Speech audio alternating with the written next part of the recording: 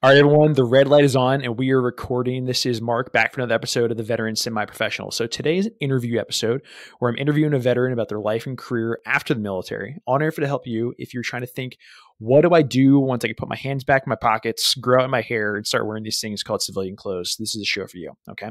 So I talk to people about the tools, tactics, and frameworks they use to set up, their post-military life. We'll kind of dig into, how they went along their certain career path and then what they're doing now to show you what are the options are out there and how you might get started in doing, following a new career path after the military. So I'm super pumped for today's guest. We're going to talk about a whole range of things. So Brad, if you can take a minute and introduce yourself, I'd appreciate it. Sure. My name's Brad Harrison. I grew up about 45 minutes outside of New York City, attended West Point and was commissioned as an infantry officer. Went to Ranger school, was actually in Ranger class 395, which was not only the last 4-phase Ranger school, but was also where 4 guys died in the swamps. And then went on and served mostly out of the 25th, but I cross-trained at the Special Forces Warfare School in CA and PsyOps, and then went back to the 25th as the G5. So had a pretty awesome military career. Spent a lot of time kind of the Pacific Rim. So, Japan, Thailand, Australia, Guam, Philippines, and that region. Yeah. You might be the first 4-phase Ranger I've had on the show. Had a number of grads, but yeah. I mentioned it. Because that's super cool. My only claim to fame now, because I got out before Iraq and Afghanistan. So I didn't really do anything during wartime because I'm so old that they still had 4 phases in Ranger school. Oh, that's wild. That's wild. And yeah, kind of crazy. You were in that class too. I mean, I went through, 10 years ago now. And I mean, the ripple of that event of those 4 guys, dying in the swamps, I mean, just kind of went through the whole community and completely changed, how Ranger School did a whole bunch of things, just having gone through that experience. Yeah, I think Ranger School of all the training I did in the military was by far the most challenging, but also probably the most formative. And, I never want to go back, but I'm glad I did it. Oh, absolutely. Absolutely. Well, Brad, the first questions I always ask everyone is just like, what was your personal transition from the Army like? Good, bad, ugly, sideways, and like, what was some speed bumps you might want to point out for people coming behind you? Yeah. So, it was interesting because I got deployed on a real world mission when I was trying to figure out grad school, and I kind of missed my GMATs. And then, by the time I came back, they had gone from paper to computer and I had only practice on paper. Like the whole, being in Hawaii and trying to jump into that ecosystem, I just probably didn't give it enough thought. And I kind of thought hey, I went to West Point. I'm an Airborne Ranger. I'm a smart guy. I'm going to go back to New York. I'm going to stay on the couch with a couple of my classmates and who had gotten out, at the 3-year or 4-year riff. So they were a little bit more transition. And I'm just going to go get a job. That shouldn't be that hard. And I went to New York and I moved on to the couch at 2 classmates who were working in finance. And I went and used a super high level relationship. And I got introduced at all the investment banks, Morgan Stanley, DLJ when it was still there, Bear Stearns when it was still there. And I went in all these places and they had no idea what to do with me. They had no idea what to make of me, right? First off, I was still super fit, right? Second off, everything seemed new to me, right? The building, everything was outer space. And I found that in every single one of the interviews, they would connect me with whatever veteran they had on their team, even if they had nothing to do with me. So I'm still very dear friends with a guy named Eric Johnson, who was a SEAL, who was at DLJ when I interviewed, and they put us together. And I wound up spending the whole day with this guy. And then, he moved to San Francisco and worked for military.com, and I stayed with him. And so, actually I made a lot of interesting relationships, but actually, I realized that nobody really valued my military experience. So for me, I wound up going to grad school at MIT Sloan, and I used that because I knew that I had leadership skills that my contemporaries didn't have, but I wanted people to give me credit for being smart in another area. So if I went to West Point and I went to MIT, people say, okay, must be a good leader, should understand technology. And the military experience, trying to translate that wasn't that big of a deal.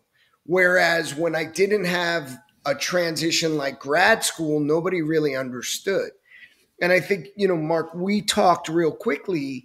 The lesson learned out of that, and the lesson we'd like to give to transitioning vets, is you really got to start working on your narrative before you get out. How do you take whatever job you did? You were cryptological warfare officer in the Navy. You were a pilot in the Air Force. How do you take that experience? Nobody wants to hear from an Air Force pilot how many bombing missions you ran. Right. They might be thinking that, but that's not relevant to their interview. What's relevant to their interview is, you are responsible for this many people. You make split-second decisions. You sit with leadership. You evaluate, data. It's those types of things that they can go back and say, oh, this person has a different perspective than everybody else, and it's going to be accretive to the team.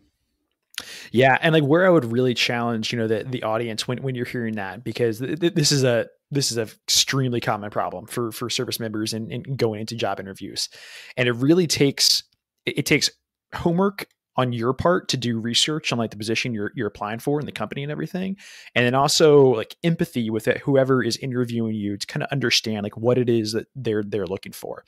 So I interviewed Chris Perkins a couple of weeks ago. So he former Marine, also went into banking after Marine Corps, and then he's now the president of Coin Fund. And he was talking about he was trying to get a job as a trader. Okay. And someone was looking at his resume and they're like, dude, we're not seeing anything on here that makes us think that you would be a good trader. And he's like, okay, like what is your job? Your job is to take a bunch of disparate information, assess it very quickly, and kind of understand the risk and reward of what that decision looks like, and have a plan in place to implement, risk mitigation strategy. They're like, yeah, that sounds pretty familiar. And he's like, cool. Let me talk to you about being a field artillery officer in Baghdad and running artillery missions. And that's what I was doing every single day.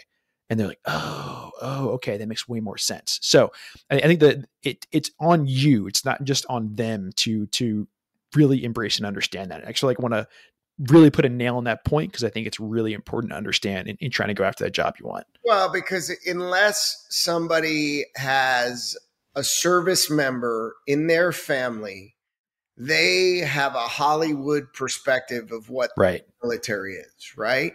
And sometimes we look really, really good, and sometimes we look not so good, right? And so it's our job to educate, people that don't understand. Like, I had some E4s and E5s that served under me that were awesome. Yeah. Self-starters, took the initiative. One of them wound up going to West Point. That made us super, super proud, right? That we were able to cultivate that talent. And a civilian might think, well, an E4, all they do is take orders, right? They don't make decisions. And so I think it's important for us to tell that story and, use a level of reserve in maybe expressing some of the more challenging things we did in the military, especially for the soldiers that spent time in combat. Yeah. I think those are all really good points. So you decide to go to grad school. What did you kind of focus on while you were there? And what was the thought on, what you wanted to do afterwards? Yeah. So two things. Number one, I urge every veteran to turn over every rock and stone and find every benefit that they can get to transition. So for me, I was 30% service disabled transition when I got out. I am now 100%. But I think at the time, anything above 20%, you could apply for vocational rehab. and you could get a big chunk of money. So for me, because I did not save any money as an Army officer living in Hawaii, right? Like I said, sports cars, Harley Yeah. Davidsons, and traveling, right? Yeah. Like, yeah, Bars and surfboards cost something. that's Yeah. right. That's Yeah. right. You know, it probably didn't help that the other infantry officer and field artillery officer I lived with really liked the idea of buying pallets of beer from the PX so that we never had to like worry about running out of beer. So we had a big beer budget. But I think, one of the things about, sorry, what was the question again? I lost my train of thought. We were talking about like what were you going to focus on while at school, and then like what plan for afterwards? Yeah. So as I was saying, you see, I got all excited about remembering my guys buying these 4 pallets of beer when I was. Yeah. But no, what I was saying about what I wanted to do was, for me, I wanted to move into technology because I had always been an early adopter of technology. You know, I grew up by, the first Commodore 64, the first Apple IIc, 2E. So for me, technology seemed to be where I wanted to spend my time. I also transitioned in 99. So it was the first .com bubble. So it was for people, most of your audience, they don't ever remember not being connected, right? These were old StarTAC phones, people's car phones were backpacks. It was crazy. So for me, it was about technology. And then I was able to subsidize some of my expenses through Voc Rehab. And that allowed me to buy my first civilian computer. It paid for all my books.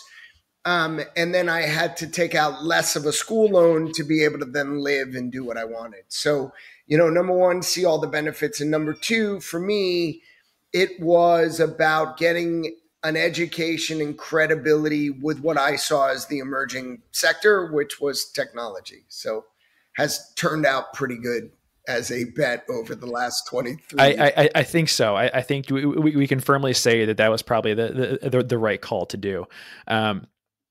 And I always want to bring this up whenever we're talking about educational benefits, just because I think it's just so important for everyone, whether, it's in your own personal decision or, I know we have a lot of people who may be still on active duty, mentoring people who are on their way out or something, and encouraging them to also use their benefits. My grandfather went to school in the GI Bill. My dad went to school in the GI Bill. I just graduated from school in the GI Bill. It's a fantastic, fantastic tool. Or, Voc Rehab or the other, benefits that are out there, use it. And there's a gazillion different ways that you can do that. Okay. Yeah, I would also say, do not allow the VA to frustrate you, wear you down, and walk away from what your service entitles each and every member of our community to get. And for me, it took me 10 and a half years to finally get the right rating. It took me 5.5 years to get my medical record from the VA. And you have to remember, one of my venture partners is the former Secretary of the Army, right? Like I had access and I still couldn't move the needle. But, somebody at Wounded Warrior said requested under the Freedom of Information Act, and I had it 5 days later on a CD. So use the resources out there. You earn them. Do that. Yeah.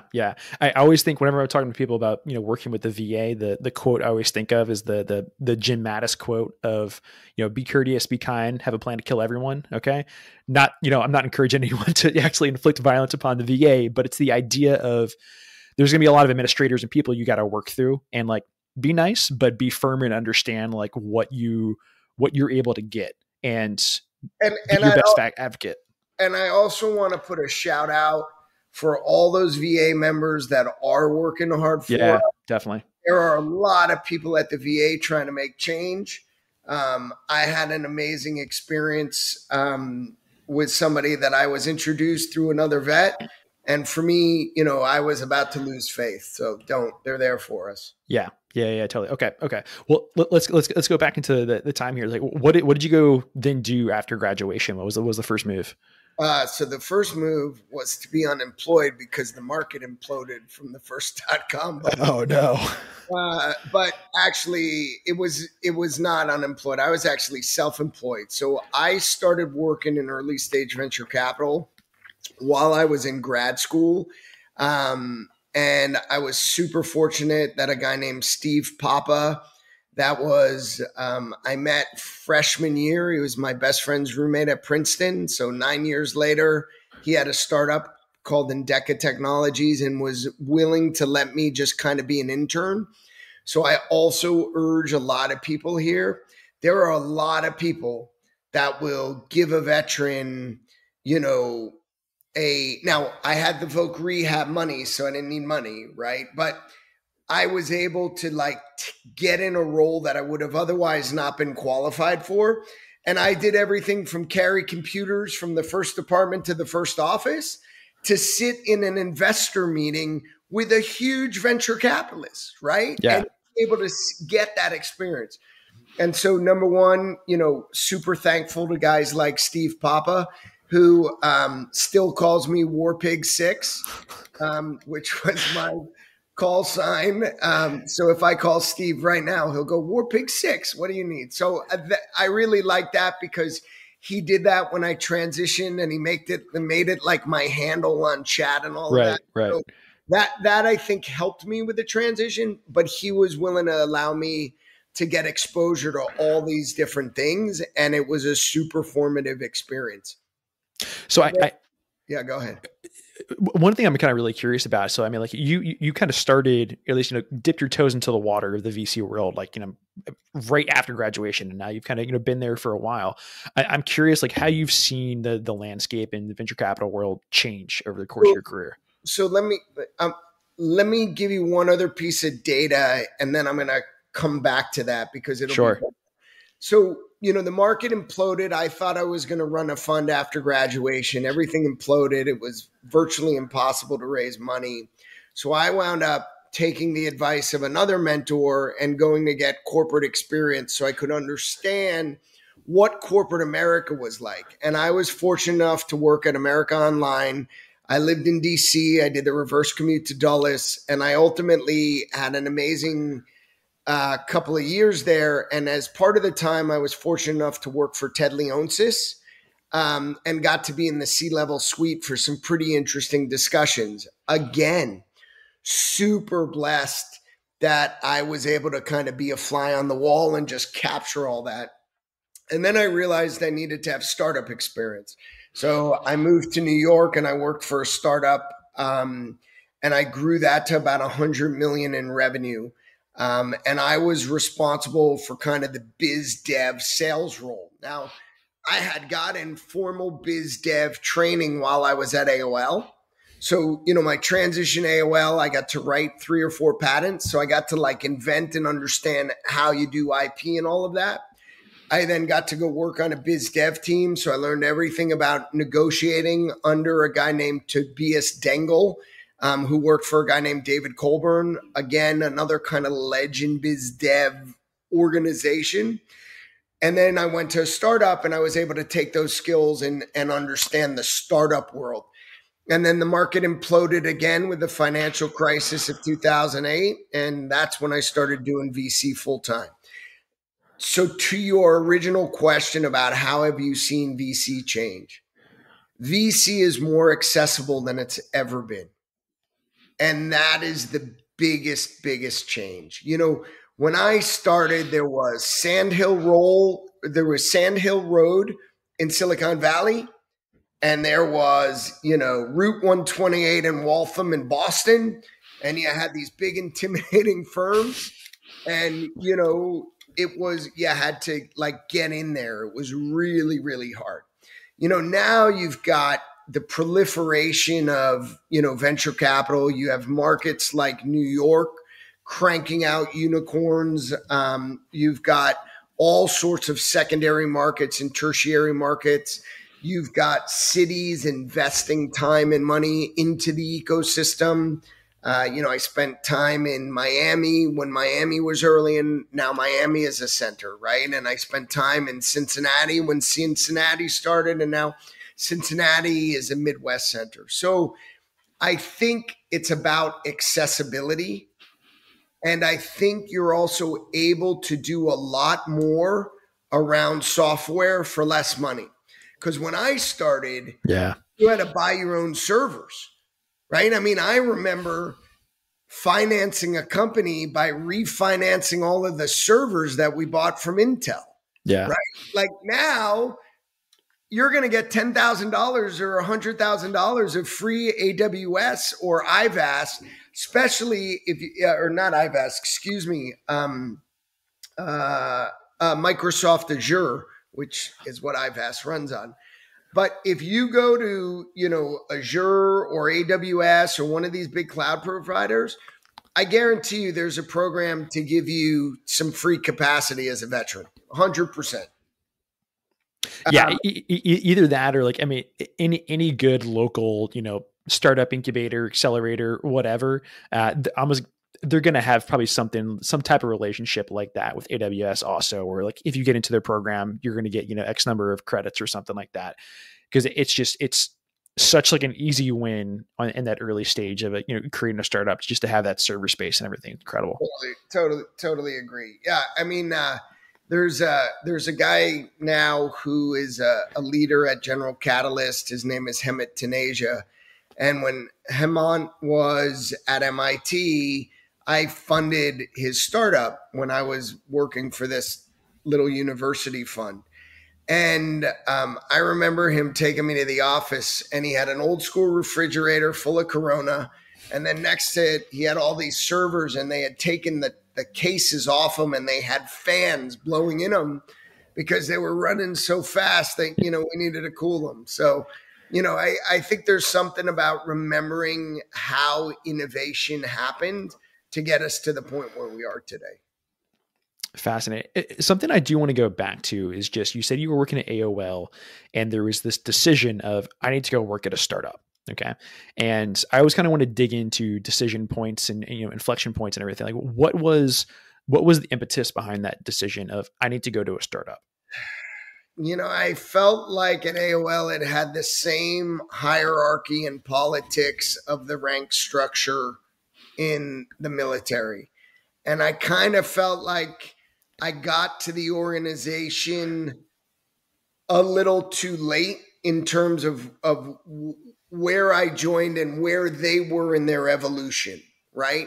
If I had joined 2 years earlier, probably would have been a different story. But because I had joined a little bit later and I was a little bit later, it just didn't have the progression that I wanted or the level of autonomy that I wanted.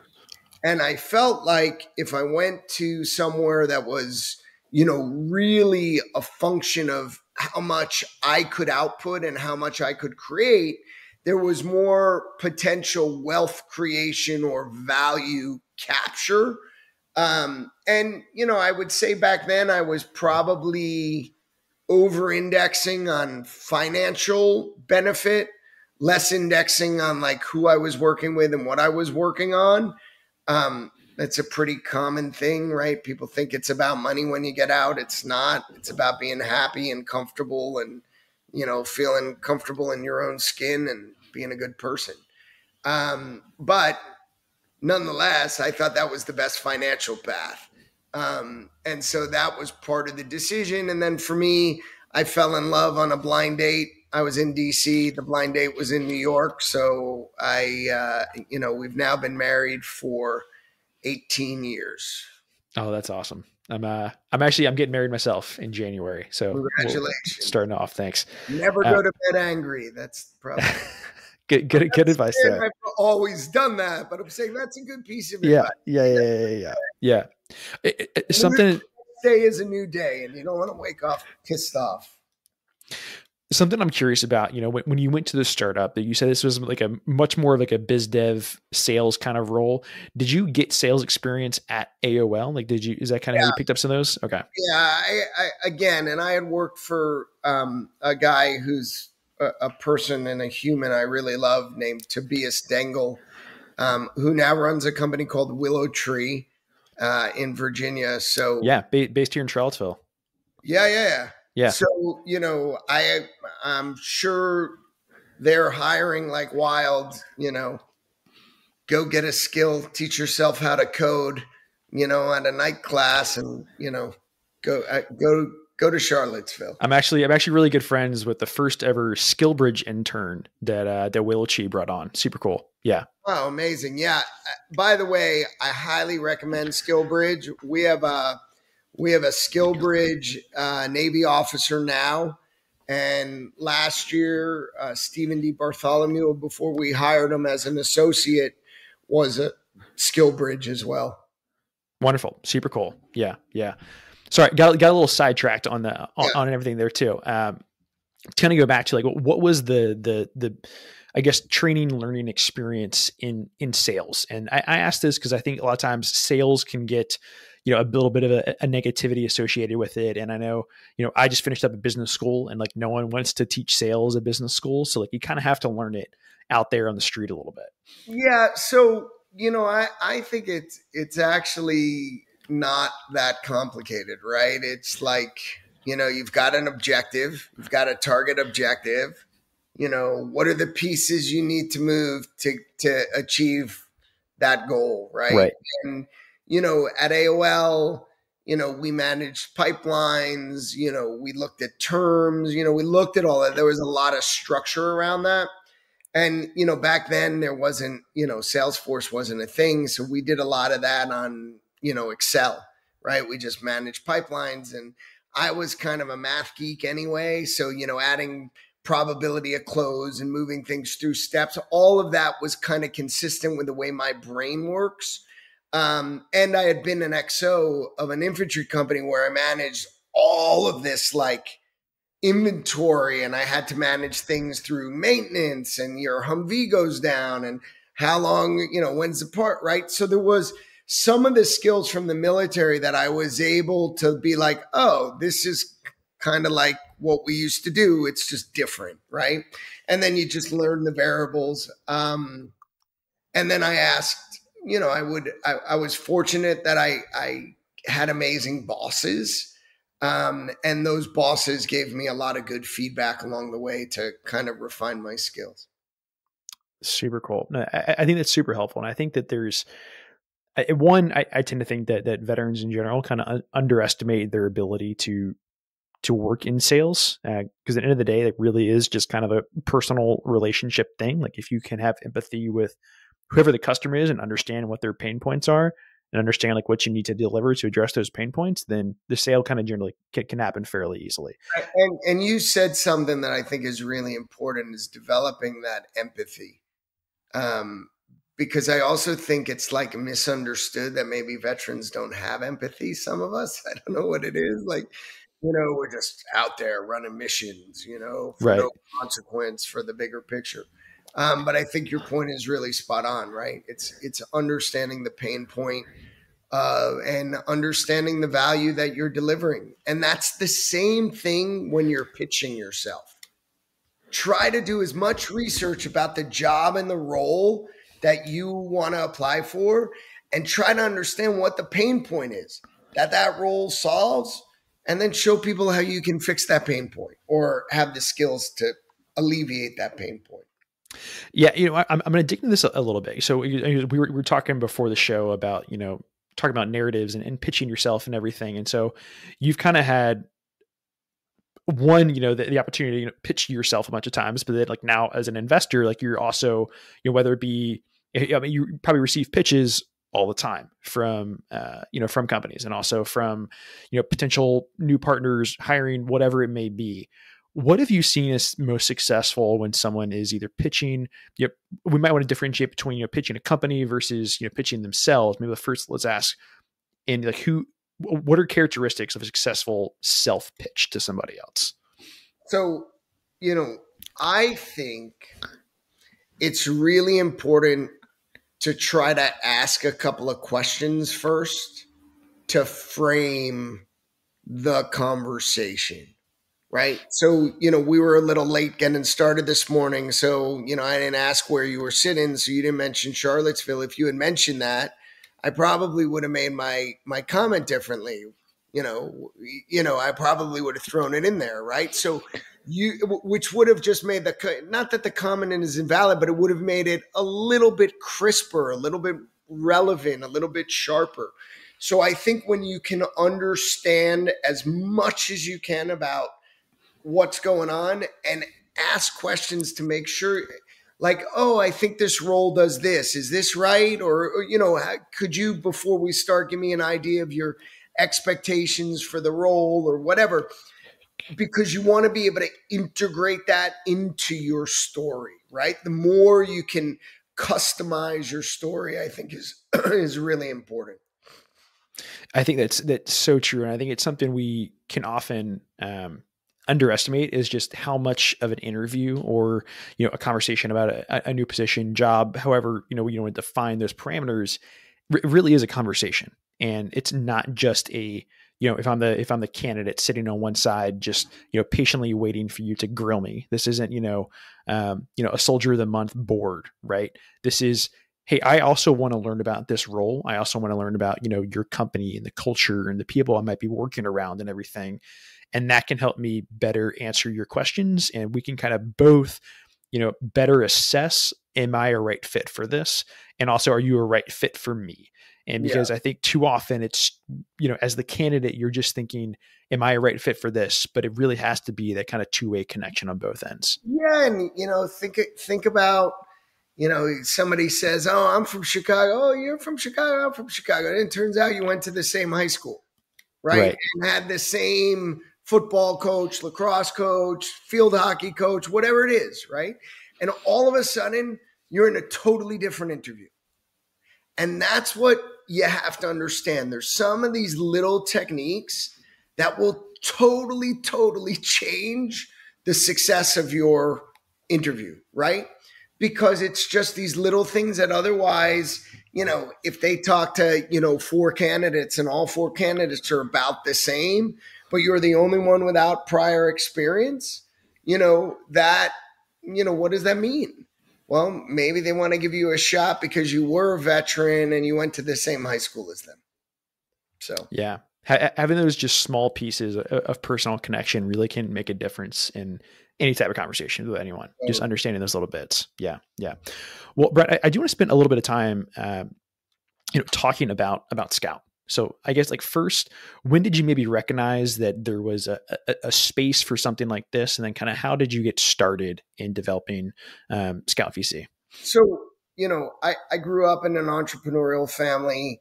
I had a painting company, a landscaping company. I ran the local little leagues, right? Like, I've been doing this stuff for a while. Hey, hold on one sec. There's somebody. I'm just going to pause. No, all good. All good. Sec.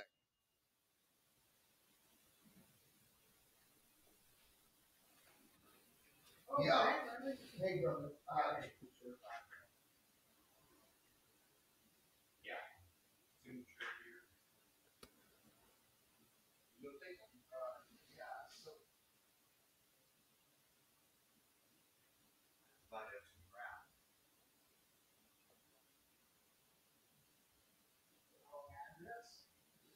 See the package unopened.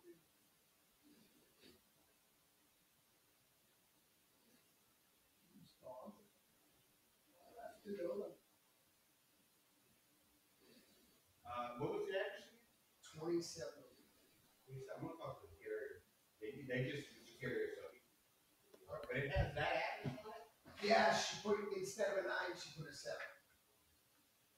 2709 or 2703. It's the exact same one, we just got the 9. I got you. Okay. All right. Sorry about that. All good, man. Somebody sent all this stuff to my daughter and put the wrong number on, and we're on the same street, but the other side of the street has a different mailman. So that mailman didn't realize it was. Oh no. It's crazy. And every time I go to the house, there's these attack dogs. So. Oh. My package, they just can't get to it. All right. So let's talk about Scout. So I have been doing early stage venture capital for 23 years. And as I mentioned, grew up in an entrepreneurial family. So for me, part of being an entrepreneur is always looking at what you're doing well and what you're not doing well. And I started to notice, in venture capital, you would say I started as a generalist and was probably a generalist for the first half of my career. And then what I started to realize is that I needed to both differentiate myself and give myself a competitive advantage to have a better outcome for my investments. And what I realized was that the best performing companies I ever invested in were all founded by veterans. Unite Us, founded by Dan Brillman and Taylor Justice, Air Force Army. ID.me, founded by Blake Hall, Airborne Ranger, and a badass. Voyager Space Holdings, founded by Matt Kuda. Matt's F-15 pilot, did 3 tours, right? So when I looked at the deals that were generating the biggest return, they were all veterans, number one. Meaning that there was an inherent magic there, right? Yeah. The second thing was I started looking at why was I winning some deals and losing other deals? And I think there were 2 things going on there. Number one, I didn't have enough money, so I couldn't compete by writing a bigger check. And number 2, I was losing in deals that were like, I wasn't losing any deals to veterans. I was losing deals to like non-military or DOD experienced or whatever. And then when we kind of looked at it a little bit broader, we were also winning deals with entrepreneurs from places where we had ties. MIT, Carnegie Mellon, Johns Hopkins, Georgia Tech, right? There were a handful of schools. Now, why those schools? Every one of those schools I mentioned has a DOD program. Right? Yeah. Every single one of those schools. So, there's, Georgia Tech or UT Robotics or Texas A&M Hypersonics, right? That's all been funded by the Army, mostly. And actually at MIT, I think there's a program with the Air Force, there's a program with the Navy, there's something at the Media Lab for all of them, right? So right. We were also kind of a little bit more understood there. And then the third thing is we started to realize how much capital was available through non-dilutive funding such as SBI. And what we also realized is a lot of the people awarding those SBIR grants are people that know Scout, because I've spent the last 10 years trying to help the DoD think through innovation as somebody that cares about saving the warfighter, right? So at Scout, our mission is to make the world a better, safer place. We do that by investing in what we call hard to access founders, which we define as veterans of the military, the intelligence community, national labs, and leading research institutions focused on developing frontier technologies. It's really what we do. And frontier technologies, broadly defined for the audience: AI, machine learning, autonomy, robotics, drones, physical security, cyber security, quantum, space, and power. Power resources. I'd say it's a combination of power and water, right? Probably the 2 things we're looking at. And, that's what we do. Super narrow focus. I'd say about 80% of our deals are dual use, non-dilutive in those areas of frontier tech, founded by diverse founders, which are, we include veterans, women, people of color in that group. So we're really proud of that. That's a huge number. And then I'd say 20% are pure SaaS companies, which is software as a service for any of the listeners that don't know that term. And that's because I've had success building and investing in those companies. And I think there's a lot of value that, the past experience gives to the future. For someone listening, can you quickly describe what those non-dilutive options are for, someone who might be working in something related to, defense or government tech? Yeah. So the easiest way is look up, AFWorks, look up Army Applications Lab, and then look up the term SBIR. And you will see that the SBIR are calls from different aspects of the DoD innovation element. So there's DIU, there's NISN, there's NISIC, there's AFWorks, SOFWorks, NavalX, Army Application Lab, AFRL, right? Let's give you the top level. Right. And all of those have non-dilutive programs. There are also non-dilutive programs from the National Science Foundation, the Department of Energy, the Department of Transportation. So what you do is you normally apply for a phase one, which is up to 150,000. Then you apply for a phase two, which is up to 1.5 million. And then you apply for a phase three, which is uncapped.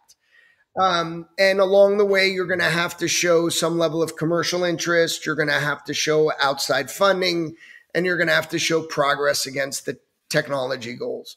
But it's a super efficient way to get your technology known, to get experience, and in many cases can help you raise some money. I would argue that it probably doesn't make sense to just do that. You probably still need some outside money because you really want the experience from that outside money. It's the cash is important, but you need the experience of like what you're doing next, right? Yeah, yeah, and just like from the government's perspective, for everyone listening right now, like this is a very kind of like low cost way to them of, hey, we need certain technologies to advance our critical mission capabilities and everything. We can put down right up, what is to the U.S. government a super small check to help someone kind of get that kickstart in building a certain technology with the expectation, kind of with the thought, just like a venture capitalist would, that in 10 years, this is going to get us kind of 10x returns technology wise for the government to help us, meet our nation's mission capabilities and everything. That's kind of their thought. Yeah. And a lot of these people that are inside of the government are still active duty. So they understand the needs of the warfighter. And they're also part of this strategic plan. We have definitely fallen behind in certain technology areas that are critical for us to maintain Western technological dominance, right? There is a reason we just put all this money into the CHIPS Act. And that's because if we don't figure out domestic semiconductor manufacturing, we are never going to be able to compete, right? We have to figure out energy independence, and we have to help the world figure out energy independence, right? Because, the geopolitical landscape is skewed because of energy right now, right? Absolutely. The Russians, we're seeing it play out in real time in Europe right now. Yeah, we are seeing it, and we are also seeing the role of nuclear deterrence, right? So listen, I think there's a lot of smart people out there that are working on, making sure, God forbid, anything bad happens, the outcome is not so bad. Yeah, yeah. Well, the last question I want to ask before we get to the closeout section. So I'm not super familiar with all the intricacies of early stage technology and how it gets into the government and everything, but I am vaguely familiar with the idea of what I've kind of heard you is the valley of death. Can you talk a little bit about like what that is and how it can affect an early stage company that's trying to develop technology into the government? Well, I think what the government is trying to do is they're trying to give you more money to have more runway to avoid the valley of death, right? Which is really the period of time where you're like figuring out the core tech, you're building the right team, you're figuring out product market fit. I think one of the biggest challenges, and, I was talking to, Jay Wisham at AAL about this the other day, is like a lot of times what the government might need is like a piece or a function or a not actually a company, right? They need to be able to modulate waveform communications encrypted for 5G wireless, right? Right. It doesn't even matter if you know what that means, but that's something they got to do because of where everything is going and the data layer for DoD and all of that. Well, it's really hard to build a company on just a component or a feature. So you kind of get a mismatch. And, I met with a couple of companies that fed Supernova the other day, and they were all really nice and they have really interesting technologies. They are not companies. They are features or, Right. So I think a lot of it is really figuring out how to be a standalone company by actually developing a product market that you can sell where you have revenue and all of that. Yeah. That was a great overview. I appreciate that. Well, Brad, I want to be respectful of our time. So we're going to get into the closeout portion of the show here. So in a minute, I'm going to pass it over to you, provide any, parting shots, last thoughts to the crowd. But before we do, there's a question I always ask my guests when they come on. So if you get back to your time in the Army, what was the best and or worst chow hall you ever ate at? The best and worst chow hall. So, it's funny you say that because I'm a total foodie. So I happen to love all dialects of Asian cuisine. And, every military base has, 2 sergeant majors' wives that have opened Korean. Oh, right. Of course. Possible. So I would tell you I avoided a lot of chow halls. But I would say the chow hall in the 25th, when I managed it as the support officer in the S4, was the best. Best chow hall in the Army that year. Yeah. Best chow hall in the Army, at least for the 6 months that I was in charge. And I do remember we were out in the field and I cooked 750 steaks, like actually cooked them all with the guys and passed them all out and ate last. Even though my old partner, Wes Blackwell, doesn't think I ever ate last, but it's true, I did. The worst chow hall, actually, the West Point Chow Hall might also be consistently the best chow hall. I've heard that a number of times. It's unbelievable. Barbecue ribs McBurden, corn chowder, chicken sandwiches on these fluffy rolls. Yeah, pretty delicious. So besides my own, West Point's is probably the best. The worst, maybe it was Fort Benning, and that's why I went to the Korean restaurant every day for lunch. I don't know. I don't remember. Because this was like 1991. I was still a cadet going to airborne school, but I would say the 1991 Benning Chow Hall was not for me. Were they doing the blueberry pancakes at Mountains Phase yet at Florida at Ranger School? I think so.